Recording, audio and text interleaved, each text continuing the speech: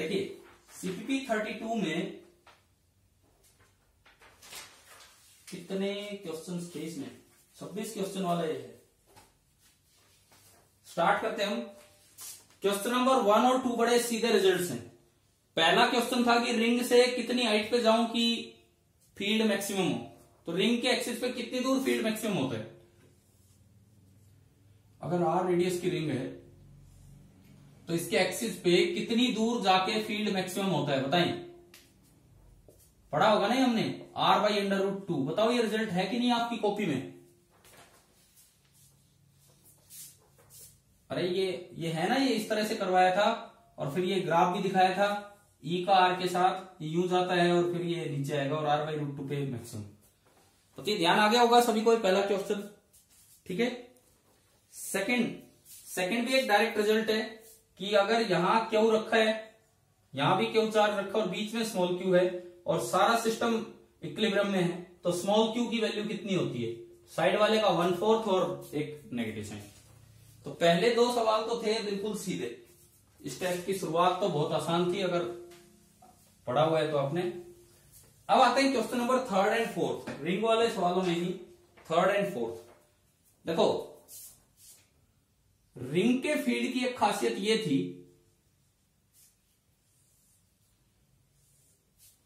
देखिए रिंग के फील्ड की एक खासियत ये थी कि शुरू में जब आप रिंग से दूर जाते हो तो फील्ड कम नहीं होगा, फील्ड बढ़ेगा।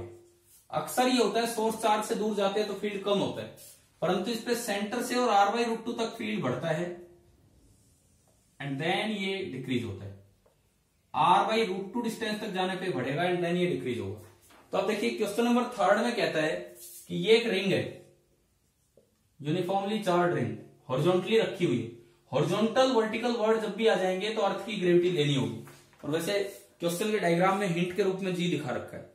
It carries A positive charge distributed uniformly. इस पे पॉजिटिव चार्ज है यानी कि फील्ड दूर की तरफ होगा। A positive point charge of mass m is in equilibrium at a height y equal to r/2 above the centre of the ring. ये कहता है कि r/2 हाइट पे r/2 r/√2 से दूर है कि पास है? बताओ r/2 जो है r/√2 से दूर है या पास है? बोलिए बोलो यार, r/2 जो है वो r/√2 से दूर है या पास है? क्या हो गया, आवाज आ रही है कि नहीं आ रही है? r/2 पास होगा पॉइंट सेंटर के और r/√2 वाला पॉइंट दूर होगा। आ रहा है ना समझ में? तो ठीक है। और ये अभी रेस्ट पे है। अगर ये बीच में रेस्ट पे है तो इसका मतलब इस पे नेट फोर्स 0 है। तो एक तो अर्थ की ग्रेविटी लेनी होगी क्योंकि हॉरिजॉन्टल वर्टिकल वर्ड सारे हैं, क्वेश्चन में भी जी दिखा रखा है, और एक उस पे लग रहा होगा Q × E, ये फोर्स। और अभी दोनों बैलेंस्ड है और ये रेस्ट पे है। अब देखो, अब आप समझो, ये y एक्सिस के लॉन्ग मतलब वर्टिकली आपको डिस्प्लेस करना है। पूछा है कि इक्विलिब्रियम कैसा होगा। इक्विलिब्रियम चेक करने का तरीका ये होता है कि इसको थोड़ा सा डिस्प्लेस करके देखिए। सपोज मैंने इसको थोड़ा सा ऊपर किया, आप बताओ थोड़ा ऊपर करने पे फील्ड बढ़ेगा कि कम होगा? जवाब दें यार फटाफट। इसको अगर मैं थोड़ा और ऊपर करूं तो मैं r/2 से और आगे ले गया तो फील्ड बढ़ेगा या कम होगा रिंग का? कहां गई क्लास? अगर मैं इसको यहां से थोड़ा ऊपर ले जाऊं मतलब r/2 से थोड़ा दूर ले जाऊं तो फील्ड बढ़ रहा है या कम हो रहा है? बोलिए, फील्ड बढ़ेगा या कम होगा? यार मैं 5 बार बोल रहा हूं तब जवाब आ रहा है। फील्ड बढ़ रहा है, फील्ड बढ़ रहा है तो जो Q × E फोर्स है वो बढ़ जाएगा और mg तो कांस्टेंट रहना, उस पर तो फर्क नहीं पड़ना। तो अगर आपने इसको थोड़ा भी डिस्प्लेस इधर किया, थोड़ा भी डिस्प्लेस इधर किया तो बताओ ऊपर वाला फोर्स बढ़ गया, नीचे वाला कम उतना ही है, तो नेट फोर्स ऊपर की तरफ ही आ गया, तो ये ऊपर ही भाग जाएगा। तो ये कैसा इक्विलिब्रियम इधर, स्टेबल कि अनस्टेबल? अगर आपने इसको थोड़ा भी इधर डिस्प्लेस किया तो ऊपर ही भाग गया, कैसा इक्विलिब्रियम है? अनस्टेबल। तो इसका तो आंसर आ गया अनस्टेबल। अगले सवाल में कहता है कि y = r ले दो। अब y = r जो है वो पॉइंट इससे ऊपर है, y बराबर r जो है वो पॉइंट इससे ऊपर है, y बराबर r जो है वो पॉइंट इससे ऊपर है, इससे ऊपर लोगे यानी कि यहां है y बराबर r। अब अगर आप थोड़ा देखो, फिर दोबारा देखो, इस पे दो फोर्स लग रहे हैं यहाँ, ये इक्विलिब्रियम में बताया अगले सवाल में, मतलब यहां जितना mg होगा उतना ही QE होगा। अब अगर मैं इसको थोड़ा ऊपर की तरफ डिस्प्लेस करूं, यहां से थोड़ा आगे ले जाऊं, तो E कम होगा कि ज्यादा होगा? डायग्राम देख के बताओ, ग्राफ से। E कम होगा, कम होगा ना? E कम होगा तो QE कम हो जाएगा, mg उतना ही है, तो नेट फोर्स ऊपर डिस्प्लेस करते ही नेट फोर्स नीचे बन रहा है mg की वजह से, QE कम हो गया, तो ये वापस लौट के आना चाहेगा। तो ये इक्विलिब्रियम कैसा था? स्टेबल। अब बताओ, रिंग के ये दोनों सवाल समझ में आ गए हैं, स्टेबल और अनस्टेबल इक्विलिब्रियम वाले? ठीक है, देखिए क्वेश्चन नंबर 5 देखें। अब हम देखते हैं क्वेश्चन नंबर 5, फटाफट उसको भी।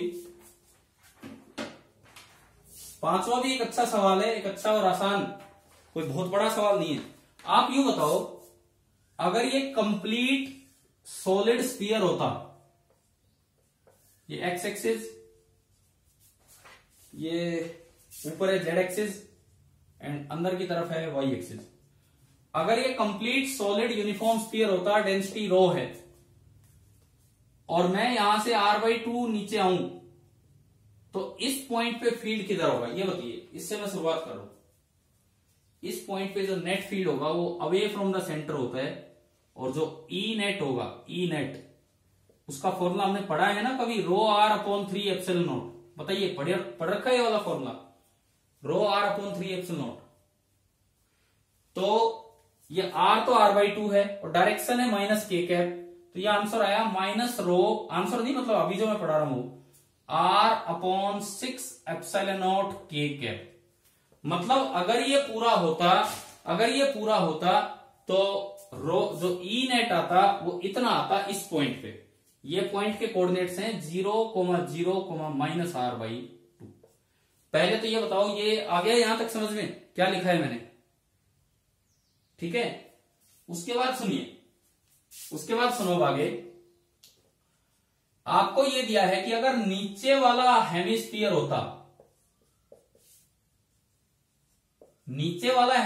होता, उसने इस पॉइंट पे, ये पॉइंट है 0,0, उस पे फील्ड, भाई पॉजिटिव चार्ज है तो इधर फैलाया होता, और ये फील्ड है E। क्वेश्चन में दिया है कि ये फील्ड E है, मैं इस E को लिख सकता हूं E × k।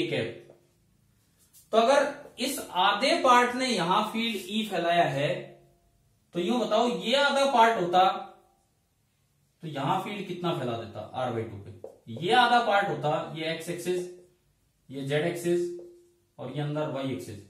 अगर इसने यहां E ऊपर की तरफ फैलाया तो इसने यहां E नीचे की तरफ फैला दिया होता। क्या ये बात आ गई है क्या समझ में? बोलो, क्या ये बात आ गई है समझ में कि अगर इसने E फील्ड ऊपर फैलाया तो इसने E फील्ड नीचे फैलाया होगा, तो अगर वो E k कैप है तो ये क्या लिखा जाएगा? -E × k कैप, क्योंकि डायरेक्शन अपोजिट है। यानी कि अगर वो E वेक्टर है तो ये लिखा जाएगा -E वेक्टर, अगर वो E वेक्टर है तो ये फील्ड लिखा जाएगा -E वेक्टर। पहले तो मैंने क्या किया, पूरे की वजह से इस पॉइंट पे फील्ड निकाल लिया, फिर क्वेश्चन में जो जानकारी दे रखी उसके हिसाब से अपर हाफ की वजह से इस पॉइंट पे फील्ड निकाल लिया। क्या आ गया? इतना समझ में आ गया?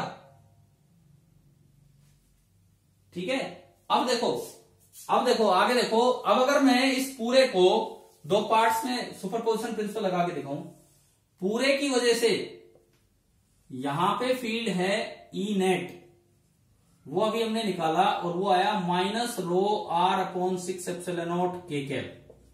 पूरे की वजह से जो फील्ड होगा वो बराबर होगा अपर हाफ की वजह से यहां कितना फील्ड होगा? भाई ये तो पूरे की वजह से है, अपर हाफ की वजह से यहां कितना होगा? अपर हाफ की वजह से अभी देखा हमने, अपर हाफ की वजह से यहां कितना फील्ड है according to question? -E, plus lower half की वजह से यहां कितना होगा? और लोअर हाफ की वजह से यहां जो भी फील्ड होगा किसी भी डायरेक्शन में हो, उससे मुझे मतलब नहीं, उसको मैंने बोल दिया ई डैश वेक्टर। ये तो कैसे आया हमारा फॉर्मूला, ये कैसे आया, क्वेश्चन में जानकारी दे रखी थी कि नीचे वाले ने वहां फील्ड ई फैलाया तो ऊपर वाला यहां फील्ड माइनस ई फैला देगा, और ये हमें निकालना है ये वाला। तो भाई superposition principle, E net that is equal to minus E और प्लस ई डैश। तो जो ई डैश हमें निकालना था कि लोअर हाफ की वजह से यहां ई डैश आपका आ गया वेक्टर ई उधर गया plus E net, vector E plus E net, और ई नेट है minus rho R upon 6 epsilon nought K. अब बताइए क्या ये क्वेश्चन क्लियर हो गया है कि नहीं। क्वेश्चन नंबर 5, हाँ भाई क्लियर है सभी को, बोलो हो गया ना। कोई डाउट है तो अभी बताओ, फिर मैं आगे बढ़ रहा हूं अगले सवाल पे। चलिए आगे बढ़ते हैं। क्वेश्चन नंबर 6 करवाया हुआ है आपकी क्लास के, आपके पुराने सीपीपीज का क्वेश्चन है। General formula for equilibrium point under root Q1 into R2 vector plus under root Q2 into R1 vector divide by root Q1 plus root Q2। बताइए, सेम क्वेश्चन दिया था मैंने पीछे से उठा के, वहां पे 7th भी करवाया हुआ है। Q nought is equal to minus Q1 Q2 upon root Q1 plus root Q2 का होल स्क्वायर। क्या जो मैं फॉर्मूले बोल रहा हूं याद आ रहे हैं फॉर्मूले? ठीक है, 8 पे चलते हैं। 8 भी एक सीधा सवाल है। देखिए, एक सॉलिड स्फीयर है, पूरे में चार्ज भरा हुआ है क्यू, रेडियस इसका है r। तो यूं बताओ, अगर खाली ये होता तो यहां जो फील्ड होता है इस डायरेक्शन में होता, और कितना होता है K Q by are square. Surface पे ये फील्ड होता है K Q by are square. अब ये कहता है कि इससे 2r डिस्टेंस दूर एक चार्ज रखा है स्मॉल क्यू। अगर इससे 2r डिस्टेंस दूर है तो इस पॉइंट से तो r ही डिस्टेंस दूर हो गया। अगर इससे 2r डिस्टेंस दूर है तो इस पॉइंट से r डिस्टेंस दूर है। तो स्मॉल क्यू की वजह से यहां जो फील्ड होगा इधर होगा, और वो बाई कूलम्स लॉ होगा K Q by are square, small Q की वजह से ये। अब ये लिखता है कि इस P पॉइंट पे नेट फील्ड 0 है। नेट फील्ड 0 है तो दोनों कैंसिल आउट होंगे। तो k small q by are square is equal to k capital q by are square. R square से आर स्क्वायर कट गया, के से के कट गया, तो क्यू आ गया कैपिटल क्यू। हाँ भाई क्लियर है क्वेश्चन नंबर 8? आ गया सभी को समझ में? क्वेश्चन नंबर 9 हम देखते हैं। 9वां सवाल, find the value of A by B by calculating the total amount of charge and applying Gauss law. देखो, ये कोई सिलेंडर है, ये कोई भी एक सिलेंडर है, आर रेडियस तक ये सिलेंडर है, और ये कहता है कि इसमें चार्ज डेंसिटी नॉन यूनिफॉर्म है। किसी भी स्मॉल आर डिस्टेंस दूर आप जाएंगे तो वहां जो वॉल्यूम चार्ज डेंसिटी है that is A R plus B are square, A are plus B are square. A and B are non zero constant, rho is the volume charge density. The electric field outside the cylinder is 0। भाई electric field outside the cylinder is 0 का मतलब है कि Q in 0 होना चाहिए। इसका मतलब यह है कि आप कोई भी एक गॉसियन सरफेस बनाएं, तो अगर यहां इलेक्ट्रिक फील्ड 0 है तो बाय डेफिनेशन फ्लक्स 0 हो जाएगा। बाय गॉस लॉ फ्लक्स होता है Q in upon epsilon not, और ये 0 आ गया, इट मींस क्यू इन 0 आना चाहिए। अब क्यू इन कैसे निकालेंगे, उसके लिए आपको थोड़ा इंटीग्रेशन पे जाना होगा। आर डिस्टेंस दूर जाके आपने ये एक सिलेंड्रिकल पार्ट बनाया, यहां डेंसिटी इतनी है, थोड़ा और आगे जाओ डीआर आगे जाओगे तो एक हल्का सा थिकनेस का सिलेंडर बनेगा जिसका वॉल्यूम होगा 2 पाई आर, वो तो लेंथ है, भैया आर है तो 2 पाई आर तो लेंथ और डी आर थिकनेस। तो ये जो सिलेंड्रिकल पार्ट बना बीच बीच का, उसका डीवी वॉल्यूम होगा 2 पाई आर डी आर। यहां जो डेंसिटी है वो ये है A are plus B are square. तो इसके अंदर जो चार्ज होगा डी क्यू हो जाएगा rho into dv, a are plus B are square into dv. तो जो आपका डी क्यू आया, d q it is A R plus B are square into 2 pi r d r. थोड़ा सा समय कम है इसलिए मैं थोड़ा जल्दी समझा रहा हूं। ये 2 पाई तो कांस्टेंट है, बाहर निकाल लो। ए पहली टर्म बनेगी ए आर स्क्वायर, आर और r square d r, and दूसरी टर्म बनेगी b r cube d r. Total charge q in निकालना है तो इसका इंटीग्रेशन कर दो, क्यू इन निकालने के लिए 2 पाई तो कांस्टेंट बाहर निकाले रखो, और लिमिट लगा दो 0 से r। अब आप आगे सोल्व करेंगे, इसका इंटीग्रेशन करके 0 कर देंगे तो ये आपका आंसर आ जाएगा, a/b की वैल्यू आ जाएगी। भाई कर लेंगे क्या बताओ, ये ट्राई कर देंगे। अब ये वाला क्वेश्चन 9th 10th देखिए, क्वेश्चन नंबर 10 देखिए। इसके बाद मैं थोड़ा थोड़ा हिंट देता हूं ताकि आप खुद कर सके ये सवाल। Question number 10th, infinite long, भाई क्यूब है। हमने ये पढ़ा है कि क्यूब के कॉर्नर पे चार्ज रखते हो तो 1/8 अंदर होता है और बाकी पार्ट बाहर होता है। यहां एक वायर दे दी, जिसकी लीनियर चार्ज डेंसिटी है लैम्डा, और एल इस क्यूब की लेंथ है। तो इतने पार्ट में जो लेंथ आया होगा, जो चार्ज आया होगा, that is lambda into L. अब उसका कितना हिस्सा क्यूब के अंदर माने, कितना बाहर माने, तो इसको चारों तरफ से ढक लो, कवर कर दो। एक क्यूब मैंने ये लगाया, एक क्यूब मैंने ये लगाया, और एक क्यूब ये। 4 क्यूब्स को चारों तरफ कवर करने पे लैम्डा इंटू एल चार्ज बिल्कुल बीच में आ गया, यानी कि हर एक के अंदर कितना हिस्सा गया, लैम्डा एल बाई 4। तो इस चार्ज का एक क्यूब के अंदर जो पार्ट गया that is lambda l by 4। तो भाई गॉस लॉ फ्लक्स हो जाएगा q in upon epsilon nought, तो lambda l upon 4 epsilon nought. ये आपका ये वाला सवाल हो गया जो क्वेश्चन नंबर 10 था। 11th इसी पे बेस्ड है। देखो क्या है, अब ये क्यूब है,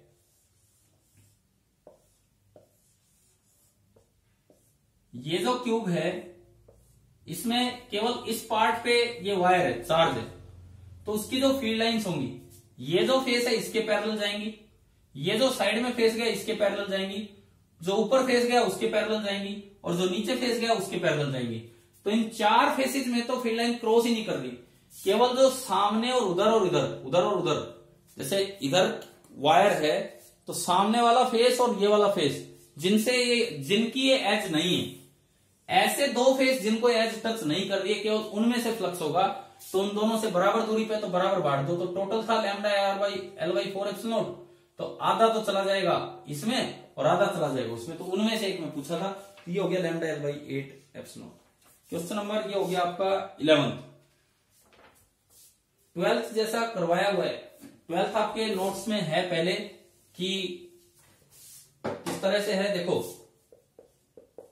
ये कहता है कि एक चार्ज क्यों रखा है ओरिजिन पे, X axis, Y axis, Z axis, charge क्यों रखा है ओरिजिन पे, और एक ओपन हेमिस्फीयर बना लो जिसका रेडियस है, जिसकी इक्वेशन दी है x माइनस ए का whole square plus Y square plus Z square equal to A square. यहां से तो पता लगता है कि उस हेमिस्फीयर का सेंटर है a00 और उसका रेडियस है a। उस हेमिस्फीयर का सेंटर है a00 और रेडियस है a, और बोला है कि x ग्रेटर देन और इक्वल टू a लेना है, मतलब इससे ऊपर ऊपर, इससे आगे आगे। a तो ये है, a और आगे है, तो ये हेमिस्फीयर ऐसा बनेगा, ये बनेगा एक हेमिस्फीयर, ये एक हेमिस्फीयर बना, और इसमें से फ्लक्स मैंने निकलवाया हुआ आपको, इसको ज्वाइन कर लीजिए। ये एंगल थीटा है, ये एंगल भी थीटा, जिसको सेमी वर्टेक्स एंगल बोलते थे। ये भी ए, ये भी ए उसका रेडियस है, तो थीटा हो गया 45 डिग्री। और आपके नोट्स में फॉर्मूला है कि फ्लक्स होता है Q upon 2 epsilon not into 1 minus cos theta. अपनी कॉपी में रिवाइज करोगे तो ये वाला केस करवाया हुआ है ऐसे ऐसे कंस्ट्रक्शन करके अलग से, तो यहां से cos 45 पुट करेंगे तो आंसर आ जाएगा D option. 13th electric flux का डायमेंशंस, ये आपको पूरा समझ में आएगा होगा। भाई एक मिनट ये बताओ, क्या आपके देख रहे हो क्या ये टेस्ट पेपर कैसे सोल्व कर रहे हैं, समझ में आ रहा है? क्योंकि हमारा टाइम हो चुका है और हम थोड़ा ऊपर ही निकल रहे हैं टाइम से। आगे से कोई ना कोई आदेश आने वाला है कि बंद करो, कोई बात नहीं, फटाफट देख लो। अब जो डाउट्स हैं वो देख लीजिए अगले पेज पे। 14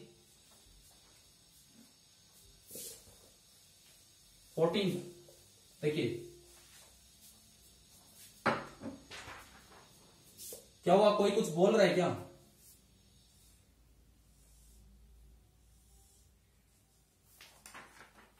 देखिए कि एक शीट है, लार्ज शीट। लार्ज शीट की वजह से हर जगह फील्ड होता है सिग्मा बाई 2 एप्सिलॉन नॉट। साथ में सॉलिड स्फीयर दे दिया, सॉलिड नहीं कंडक्टिंग स्फीयर दे दिया। कंडक्टर की बॉडी के अंदर नेट फील्ड 0 होता है, तो अगर इसकी वजह से सिग्मा बाई 2 एप्सिलॉन नॉट है, तो जो चार्ज इंड्यूस हुए होंगे जो चार्ज इंड्यूस हुए होंगे इस पे, उनकी वजह से भी इतना ही अंदर फील्ड आ जाएगा, ताकि जो नेट फील्ड है वो जीरो हो। कंडक्टर के अंदर ई नॉट और ईपी बराबर होते हैं, ताकि जो ई हो जाए वो जीरो हो जाए।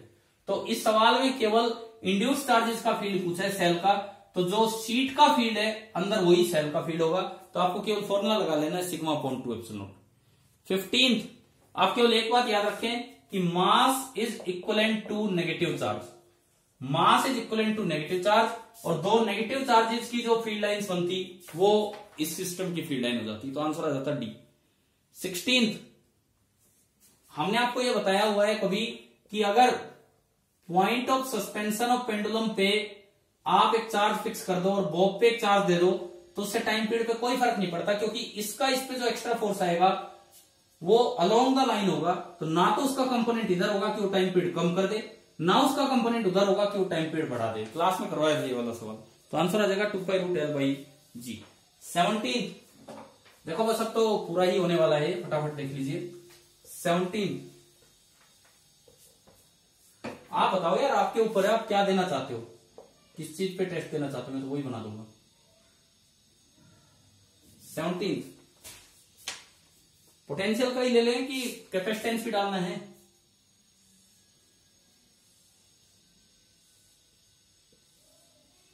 देखो फटाफट देखो, चलिए कोई नहीं, पोटेंशियल का ले लेते हैं आज टेस्ट शाम को। ये इलेक्ट्रिक फील्ड है ई।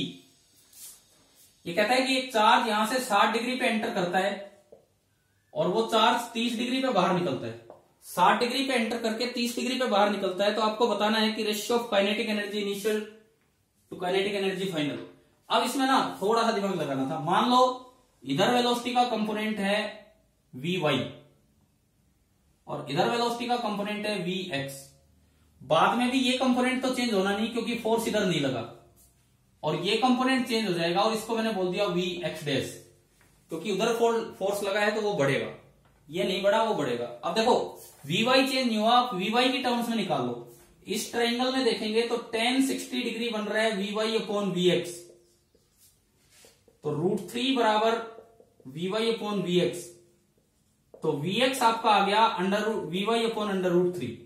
एक बार यही काम ऊपर करो, tan 30 डिग्री बराबर Vy upon Vx dash. tan 30 होता है 1/√3, तो यहां से Vx डैश आ गया √3 इंटू Vy। एक बार यहां स्पीड निकाल लो, √Vx² प्लस Vy²। अब आप करेंगे, बस मैं हिंट दे रहा हूं। एक बार यहां स्पीड निकाल लो, √Vx² प्लस Vy²। Vy की टर्म्स में दोनों स्पीड आ जाएंगी। काइनेटिक एनर्जी इनिशियल निकाल लो, ½ mv²। काइनेटिक एनर्जी फाइनल निकाल लो, ½ mv'²। और आप उनका रेशियो ले लीजिए और ये डिवाइड कर दीजिए, हो जाएगा।